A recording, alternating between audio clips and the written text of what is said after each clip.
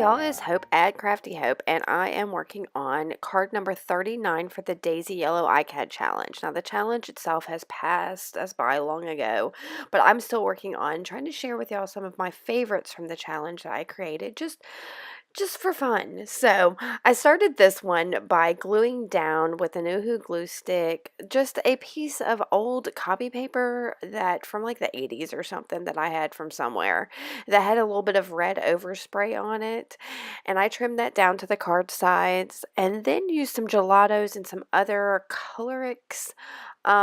They're like crayons, they're water soluble, and they're kind of pastel. They're very creamy and easy to spread around. And I just randomly pulled out colors that got my attention and kind of just went over them and rubbed them around on the page. Just not trying not to create any harsh lines, but bring a little bit of color to the card. In the end, the red is really that overspray red that was on there originally is really what shows through on this, but the gelatos give it a little bit of depth and color that I really like. So I've got those on there, like I said, in just a variety of colors. I had no direction with this. I think the prompt was pixelate, and I didn't even bother with that. Now, this is just a sketchbook that I've stamped a bunch of different stamps on for uses like this where I want an image and I can just cut it out. And I use stays on all of these to make sure that it's not going to bleed or anything when I do add it to whatever I'm adding it to. So I pick out this heart image, and I believe that's a Dinah Wakely stamp. Forgive me if I'm wrong, somebody correct me. And I ink around the edges with a little bit of ink using a cosmetic sponge to make it stand up a little bit. And so I don't know, there's something about just the blank white edges on things once I cut them out that I don't like. So I try to ink them up. And then I get a Tim Holtz Chit Chat sticker thing and pick out one of those to put in there.